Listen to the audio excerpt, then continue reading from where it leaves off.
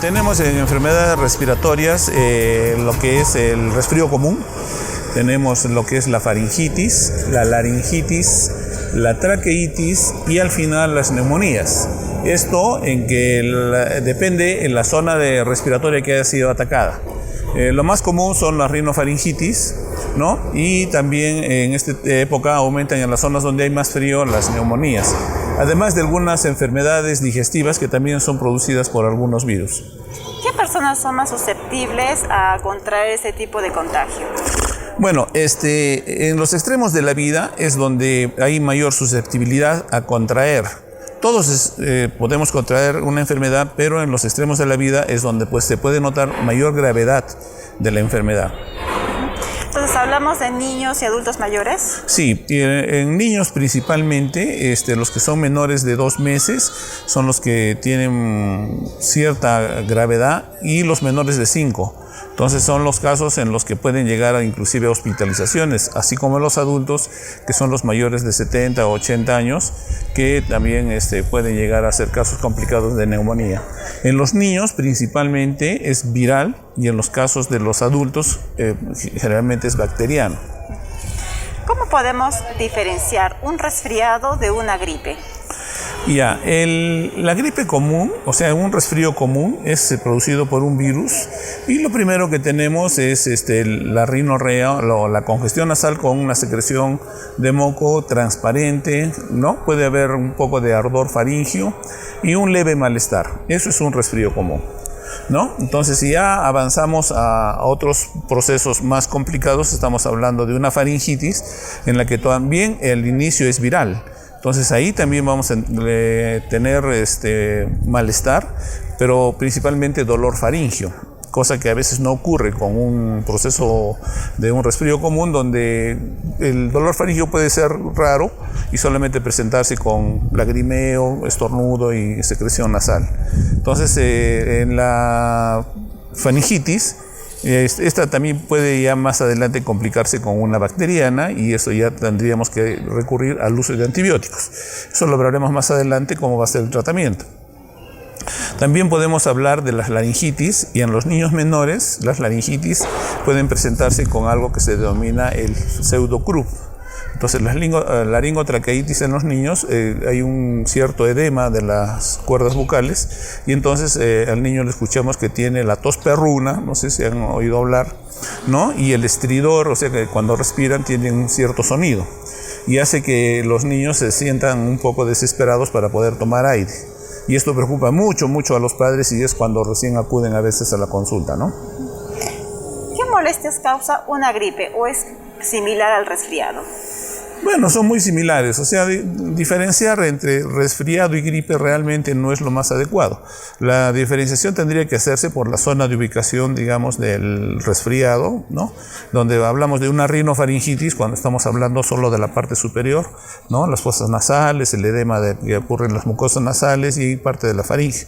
Después hablamos de una faringitis donde prácticamente es toda la parte posterior de la cavidad oral. Después tenemos las traqueitis que ya involucran pues la tráquea, ¿no? Y más abajo ya tendríamos los bronquios, que sería una bronquitis, y más abajo en los alveolos sería una neumonía. Cuando hablamos de una neumonía, ¿cómo se manifiesta? Ya, en los niños, el hecho de que un resfrío se pueda complicar con una neumonía es un estado progresivo, raras veces es un estado muy agudo.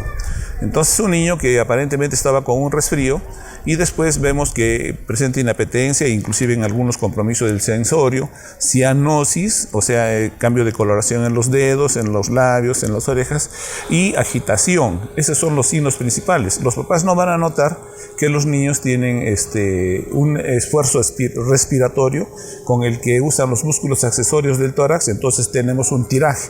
Entonces el médico cuando examina abre el tórax del niño, o sea, lo ve y ve cómo se hunden alrededor de las costillitas, se comienza a hundir el tejido blando, tratando de que el niño pueda tener más aire, ¿no? ¿Y esos síntomas son iguales en un adulto? Son parecidos, pero en un adulto generalmente, dependiendo de la edad, ¿no? Si es un adulto de mediana edad, o sea, va a ser diferente. Lo que se caracteriza ahí y lo puede manifestar el adulto es el dolor. Entonces vienen con malestar, fiebre, tos y dolor torácico. Expectoración puede ser rumbrosa, le llamamos, o sea, como con una mezcla de sangre. Eso ya nos está hablando de una neumonía. El dolor torácico es tipo punzada, tipo puñalada. Entonces el paciente tose y siente como que le clavan una puñalada en el pulmón, ¿no? Y doctor, a 2 años ya del inicio de la pandemia, ¿se puede lograr diferenciar en estos momentos si se trata de un síntoma de COVID leve o de un resfriado o gripe? No, justamente el COVID pensemos que es un virus, ¿no es cierto? Por lo tanto, el tratamiento, no existe un tratamiento antibiótico, no existe un tratamiento en estos momentos con la intensidad que está el COVID, un tratamiento, digamos, exclusivo para COVID. Entonces los síntomas son muy similares, ¿no? Se está presentando ahora con un poco de dolor, generalmente tienen fiebre, y a veces fiebre persistente, o a veces tienen, por ejemplo, dolor faríngeo que puede durar más días de lo normal. Entonces, en alguna prueba que se le pueda tomar, entonces va a salir COVID. Pero lo que nosotros vemos en la consulta es de que tanto un COVID en este momento, en la intensidad que se está presentando, es similar a lo que es un resfrío, ¿no? ¿Qué tan importante es la vacunación para evitar este tipo de infecciones respiratorias? Esa es una pregunta muy interesante. Nosotros hemos visto que nuestra pandemia, o la pandemia que ha sufrido el mundo, ha comenzado a ceder después de que la aplicación de las vacunas. Entonces, como todas las enfermedades del mundo que son prevenibles por vacunas, entonces se ha podido vencer esta enfermedad. Entonces, el COVID, desde que se empezaron las vacunas, comenzó a disminuir. Y esto podemos evidenciar, por ejemplo, nosotros en el caso de los médicos, que ha sido muy contundente en el Perú, en que veíamos que los médicos se morían semanalmente más de uno. Y desde que empezó la vacunación, que fueron las primeras personas que se vacunaron, entonces la mortalidad paró. Entonces la idea es, para que podamos erradicar esta enfermedad del coronavirus, o sea del COVID, es que la población alcance un alto índice de vacunación. Si fuera el 100% sería lo ideal. Si llegamos a un 80% ya vamos a tener ciertas libertades, como ya se ha empezado a dar las normas en el Perú. Entonces los sitios o las ciudades que tienen un 80% de vacunación, entonces ya comienzan a tener libertades, por ejemplo, de no usar la mascarilla en espacios abiertos, ¿no? Entonces ya los aforos también a los restaurantes, a los cines, todo está aumentando. Entonces la economía, que es importante también, que va muy relacionada con la salud, entonces también se va a ir activando. Entonces la mejor recomendación es que todas las personas que no se han vacunado se vacunen, y los que les faltan la tercera o la cuarta dosis, si es que les corresponde, también se vacunen. Pero otra cosa más importante también es de que los esquemas de vacunación que se ha tenido anteriormente se vuelvan a tomar. Porque nosotros hemos sido uno de los países que mejor frecuencia o mejor tasa de vacunación hemos tenido, y nuestras enfermedades prácticamente estaban controladas. Sin embargo, con esto del COVID, todas las entidades se dedicaron a COVID.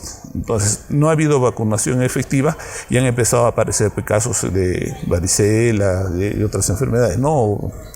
Que han sido prevenidas por las vacunas.